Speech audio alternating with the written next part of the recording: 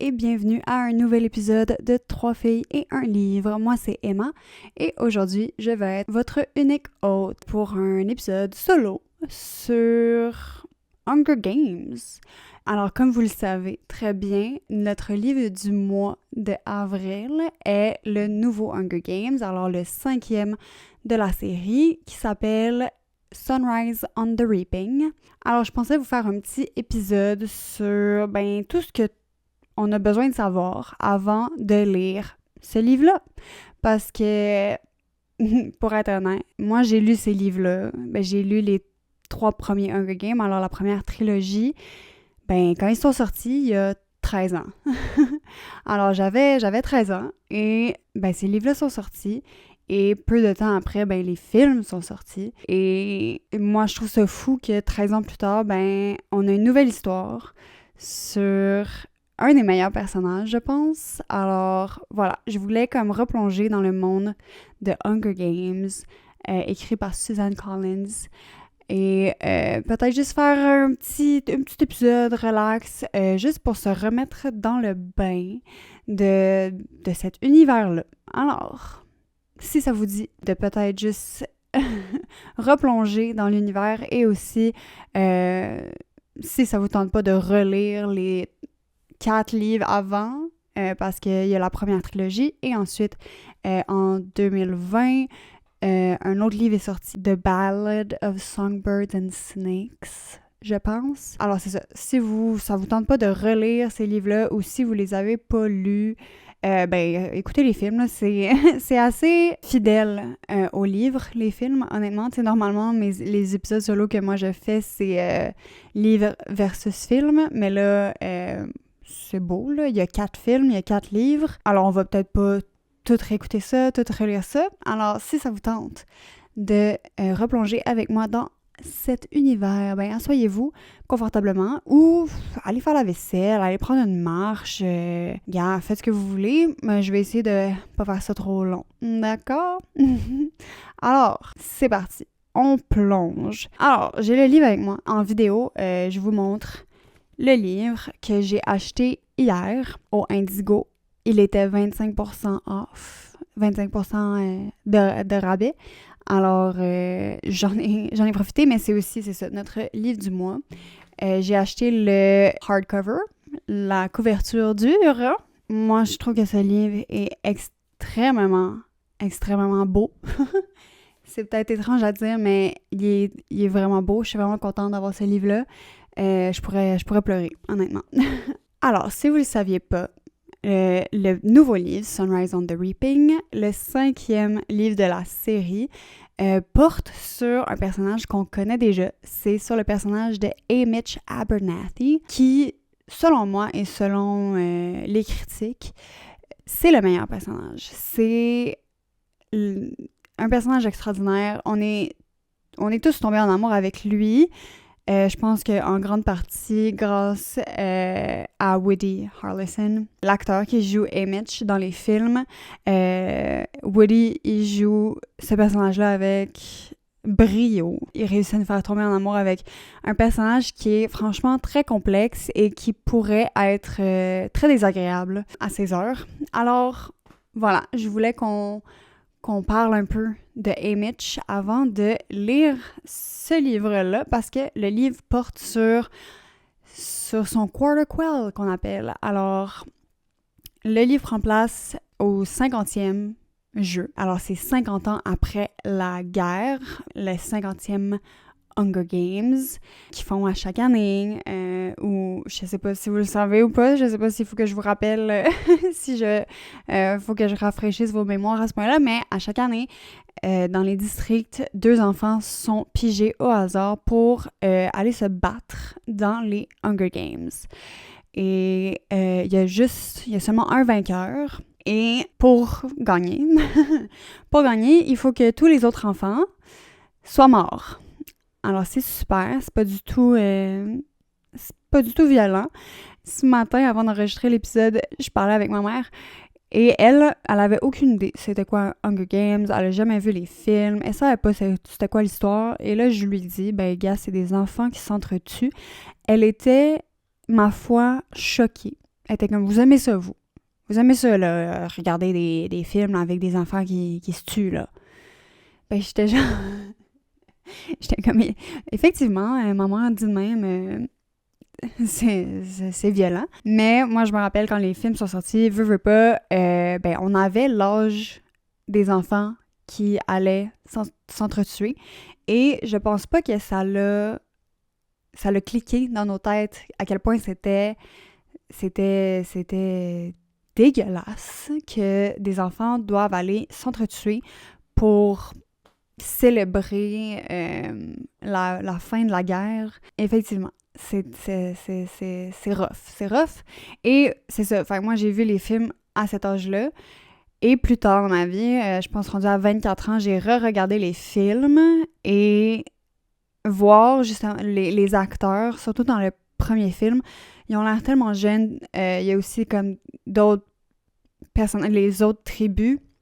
Fait que les autres enfants, il y en a aussi jeunes que 12 ans. Rue, le personnage de Rue, elle a, c'est ça, 12-13 ans. Et c'est ça, quand j'ai re-regardé les films à 24 ans, c'était très difficile pour moi de regarder, en fait, de voir, c'est ça, des enfants. Parce que quand je l'ai vu pour la première fois, à 13 ans, ça m'a pas choquée. C'était comme, ah, mais oui, ils ont de l'air de mon âge, tu sais, c'est pas la fin du monde. Mais à 24 ans, c'était plus difficile à regarder, honnêtement. Bref, alors ça, c'est ça. C'est ça.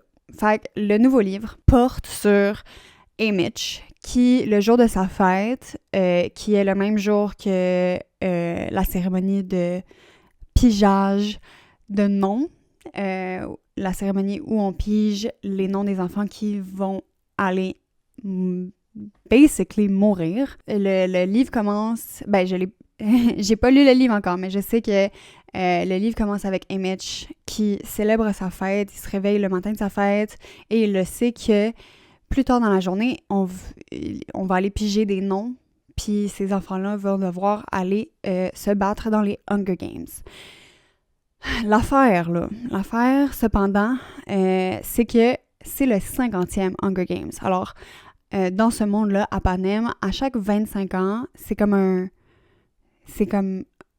Hunger Games spécial. T'sais, à chaque année, il y a les jeux, mais à chaque 25 ans, ils font quelque chose de spécial, parce qu'il faut célébrer ça, là.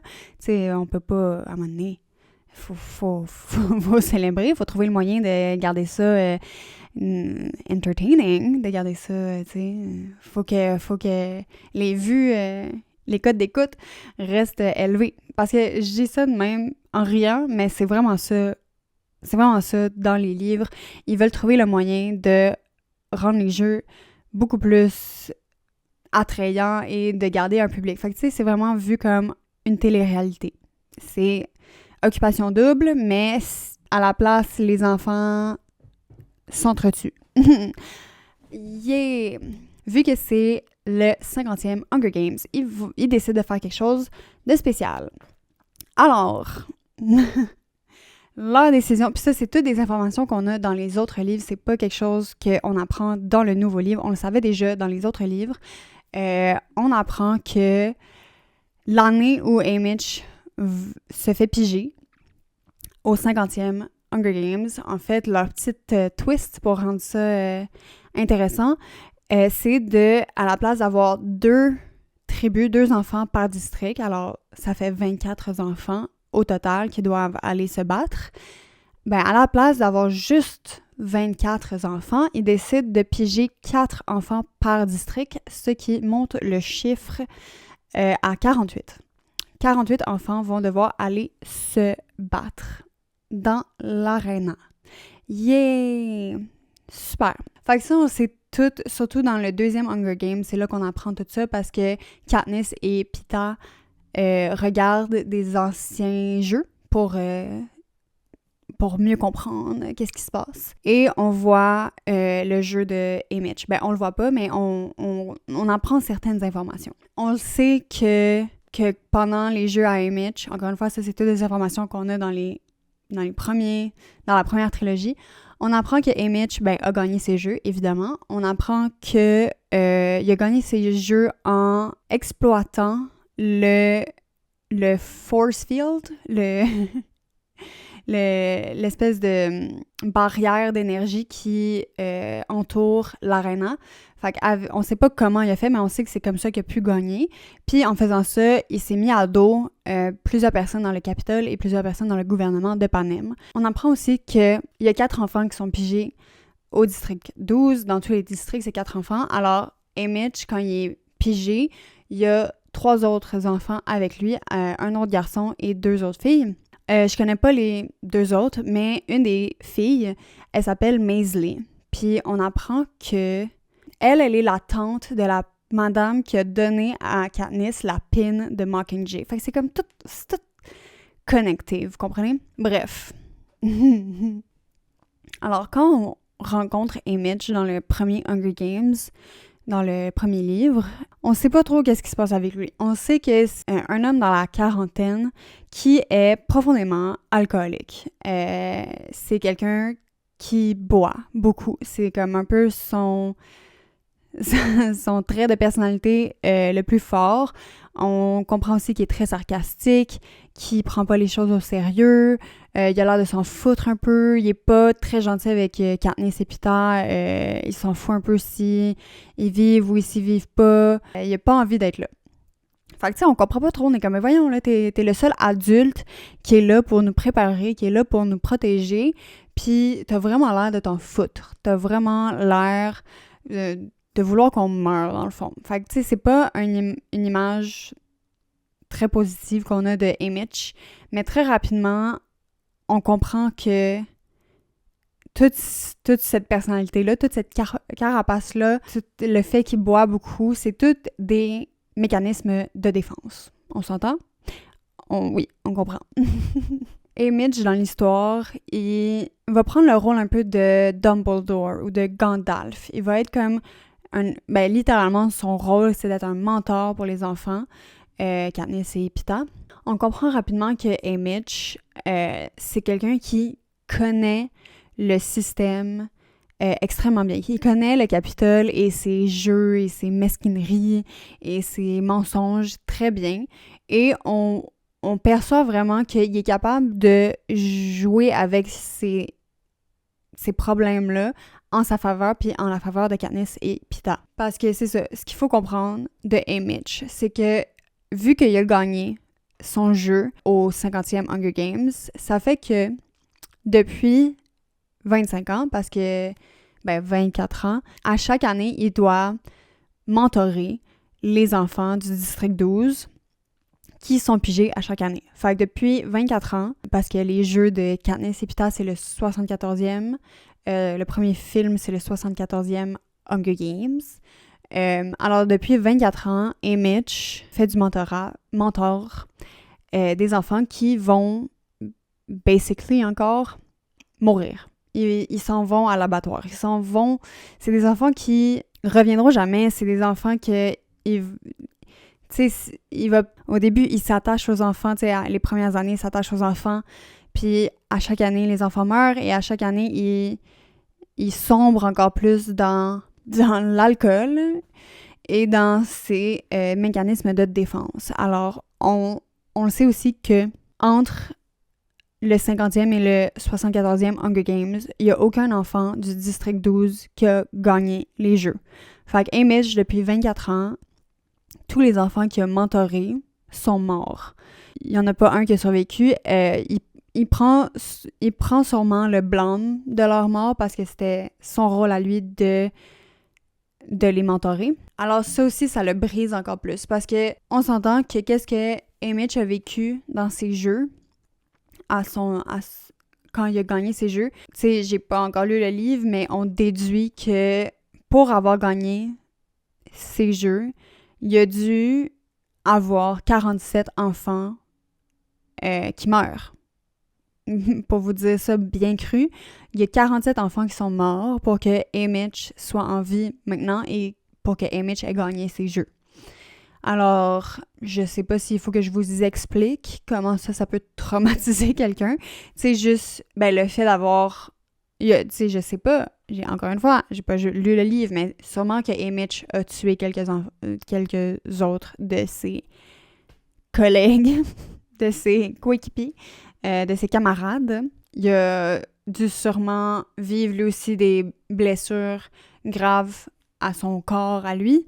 Mais tu sais, il a dû vivre à travers toute cette violence-là pour après ça être le seul survivant de ces jeux.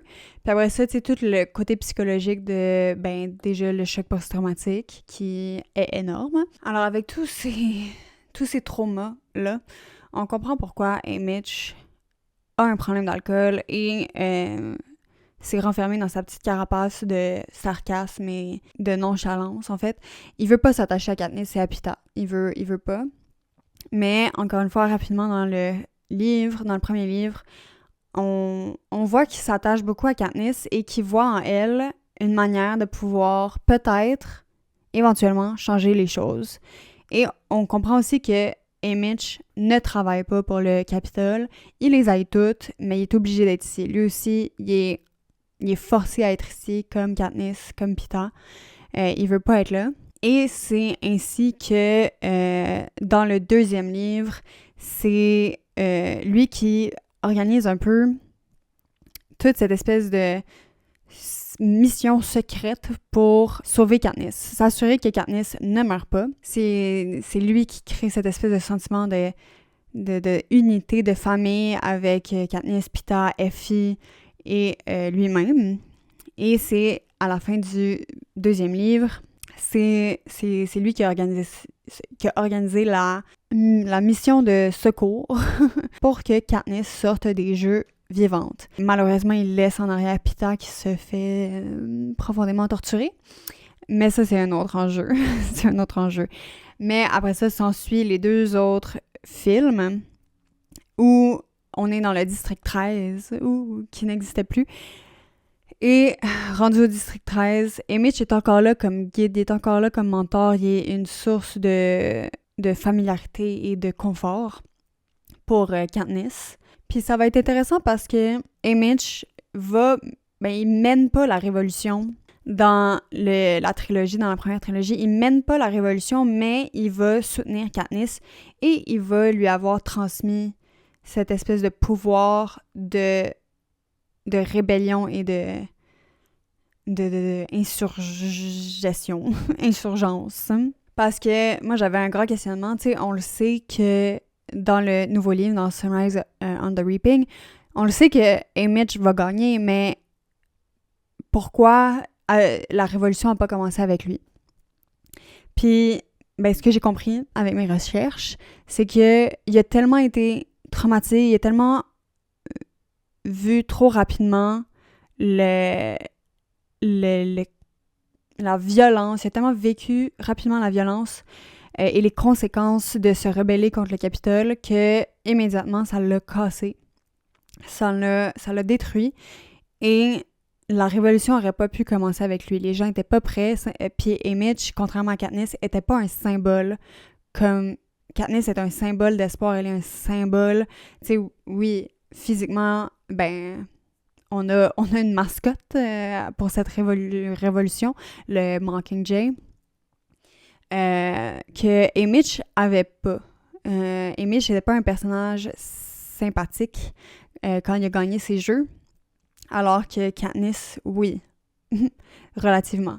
C'était quelqu'un qui inspirait l'espoir.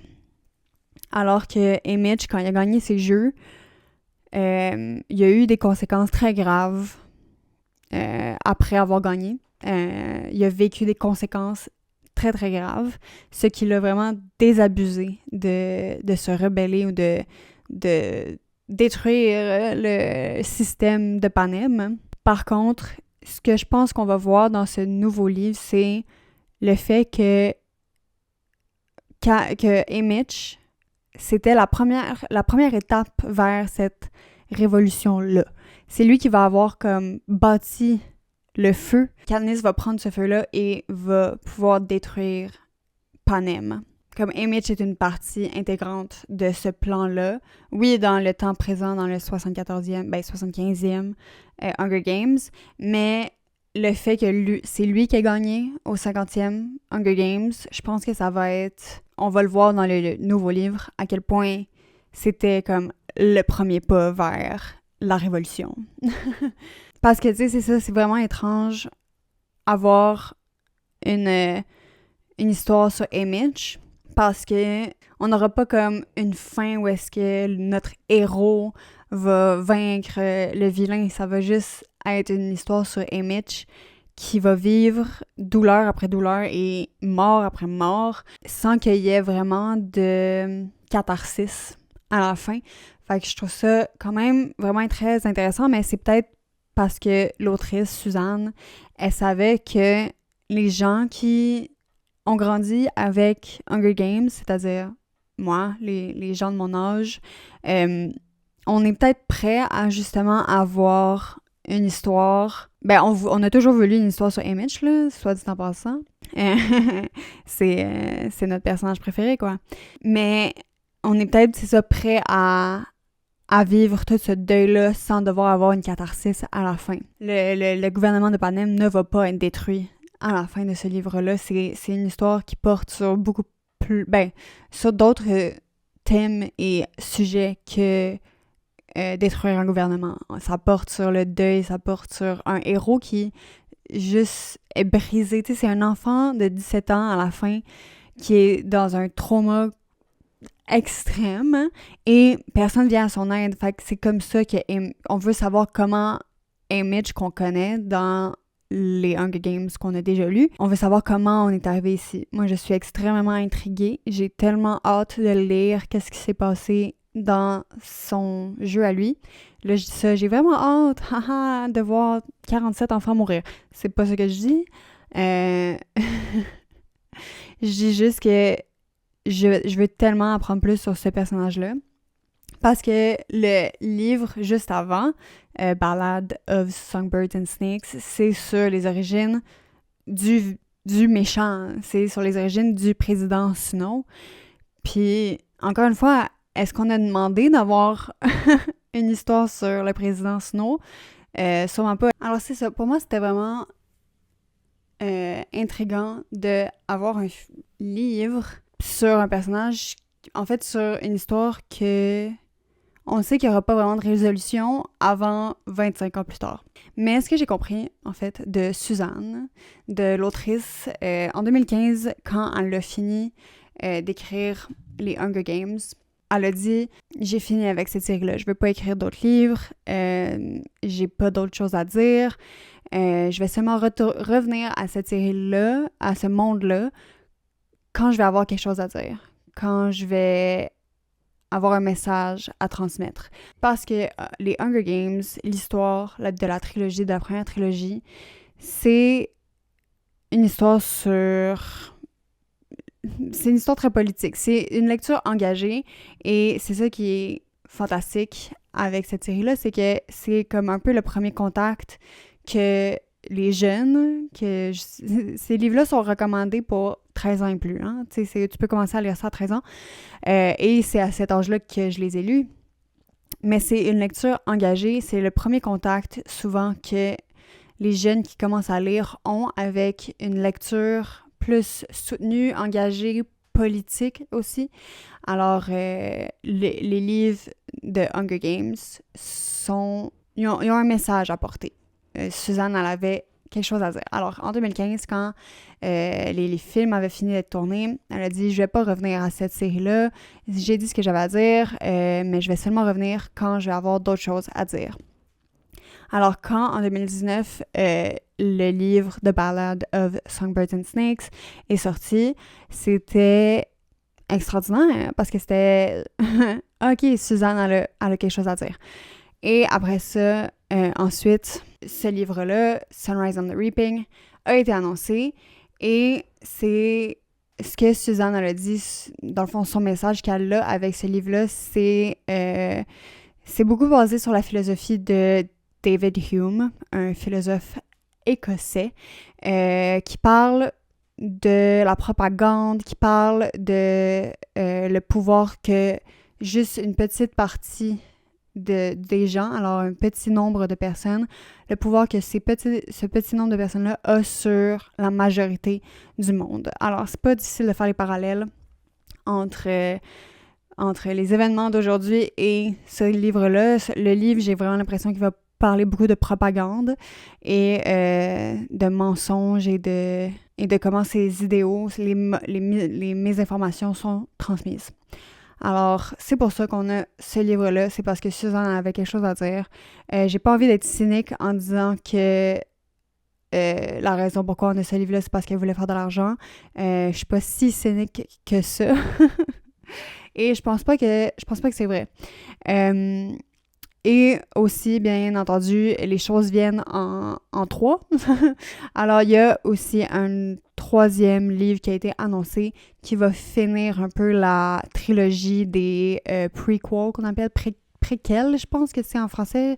Je l'ai lu tantôt, je sais pas si c'est vrai, mais une préquelle. Alors, c'est comme, c'est ça, c'est les histoires, c'est un peu le lore, comme qu'on aime dire. C'est ça, c'est les histoires des personnages qu'on a appris à connaître dans la première trilogie, mais c'est leurs histoires dans leur temps réel. Fait qu'il va y avoir un troisième livre qui va finir la trilogie des préquels. Je sais pas ça va porter sur qui, mais j'ai des petites idées, là. Ça peut être le jeu de Finnick ou le jeu de Joanna. Ça serait vraiment intéressant de voir ça parce que je suis intriguée. Et j'ai comme peur aussi que le nouveau livre, Sunrise on the Reaping, ce soit juste comme la partie du milieu du lore. Ça va être comme la pièce qui connecte un peu Ballads of Songbirds Instinct et le dernier livre de la trilogie. Bref. Fuck, c'est ça. Moi, j'adore le personnage de Haymitch, mais je le connais juste lui de maintenant, tu sais, lui du 75e Hunger Games. J'ai vraiment hâte d'apprendre à le connaître quand il avait 17 ans. J'ai hâte de voir, ça va sonner étrange, mais j'ai vraiment hâte de voir tous les traumas qu'il va vivre, parce que c'est intéressant dans le livre de Songbirds and Snakes, fait que le livre qui est sorti en 2020, c'est intéressant de voir comment les jeux étaient approchés au 10e anniversaire, parce que ce livre-là se déroule durant le 10e Hunger Games. Fait que c'était vraiment très rudimentaire comme approche, c'était pas très développé, il y avait pas autant de technologie. Alors, je suis quand même intéressée de voir qu'est-ce qui se passait pendant le 50e anniversaire des Hunger Games. Je suis très curieuse. En tout cas, bref, je suis vraiment, vraiment très contente d'avoir ce livre. J'aurais jamais cru. Ben, j'avais quand même un très grand espoir qu'on allait avoir d'autres Hunger Games, d'autres livres. C'était pas comme, ah non, c'est sûr qu'on va jamais les avoir. Parce qu'on a toujours voulu avoir l'histoire de Haymitch et je suis tellement contente de l'avoir maintenant. J'ai tellement hâte de le lire. Je vais sûrement détruire ce livre-là en 3 jours. J'ai vraiment hâte. Alors, voilà. C'était un petit peu ça. Je vais pas m'éterniser sur sur ça. Il y a d'autres personnages qu'on va rencontrer aussi dans le livre qu'on a déjà connus dans le passé. Je sais que Effie revient. Je sais que le président Snow revient. Je pense Senna, peut-être, je sais pas. Plutarch revient. Le personnage que Stanley Tucci joue aussi, il revient. Fait que j'ai vraiment hâte de retourner dans ce monde-là. C'est vraiment bizarre à dire, mais c'est vraiment un endroit de confort pour, en tout cas, surtout les jeunes qui l'ont lu à 13 ans. Je sais que moi, Colombine et Camille, on revient au film. Beaucoup, on regarde ces films-là quand même assez souvent. C'est comme des films réconfortants. Yeah, des enfants qui meurent. C'est très réconfortant pour nous. Mais je sais que c'est aussi très nostalgique pour nous. Alors, j'ai juste vraiment hâte de retourner dans ce monde-là. Et j'espère que vous aussi, vous avez hâte. J'espère... Dites-moi si vous l'avez lu. En fait, non, dites-le moi pas. Je ne veux pas de divulgateur, OK? C'est contre mes valeurs, les divulgateurs. Alors, si vous l'avez lu, vous pouvez juste me dire que vous l'avez lu, mais je veux rien Je veux pas d'autres informations avant qu'on sorte l'épisode du mois. J'ai l'impression que ça va me briser le cœur de voir Mitch. Parce que je sais un peu qu'est-ce qui se passe avec sa famille et tout. Je sais qu'il y a une blonde dans le livre. Je sais que ça va me briser le cœur de voir tout ça comme... Parce que, tu sais, c'est sûr, inévitablement, que ça va pas bien aller. Fait que, en tout cas, j'ai vraiment hâte. Je suis vraiment excitée de lire ces livres-là. Et j'espère que vous aussi. Dites-moi si vous lisez en même temps que nous, si vous lisez le livre au mois d'avril. Et je pense que ça va être tout pour moi. J'ai fait tellement de recherches. Là, je regarde un document, là, mon document Word en ce moment. Il y a 37 pages. Alors, j'ai comme juste survolé les informations que j'ai. Alors, je vais sûrement comme encore plus développer durant l'épisode du mois, à la fin du mois, sur ce livre-là. J'ai vraiment hâte d'en parler avec les filles. Je pense que ça va être vraiment le fun. Alors, j'ai vraiment hâte. Si vous êtes restés jusqu'à la fin de cet épisode, je sais pas, commentez quelque chose. Peut-être un soleil pour Sunrise. Comme mettez un petit emoji de soleil dans les commentaires. Dites-moi si vous avez lu les livres, si comme moi, ça a marqué votre enfance. Si c'est aussi, moi, c'est un peu un des livres qui m'a comme initiée à la lecture, mais qui a juste comme vraiment solidifié mon amour pour la lecture. Alors, dites-moi c'est quoi votre relation avec ces livres-là et aussi avec les films, parce que selon moi, les films sont vraiment extraordinaires, surtout les 4 premiers. Ils sont tellement bien faits. Et je pleure à chaque fois. Alors, pour moi, c'est fantastique. Mais, en tout cas, c'était un épisode court. J'ai plein d'autres choses à dire, mais je vais vous laisser un peu sur votre faim. J'espère que ça va vous aider dans votre lecture. Et sur ce, je vous remercie de m'avoir écouté aujourd'hui. J'espère que vous avez apprécié. Et on va se voir la semaine prochaine. On vous fait un petit update, moi et les filles, un petit update de nos vies. La semaine prochaine, on vous parle de tout ça. Mais d'ici là, pour être honnête, ma fin de semaine est bouquée. Bye!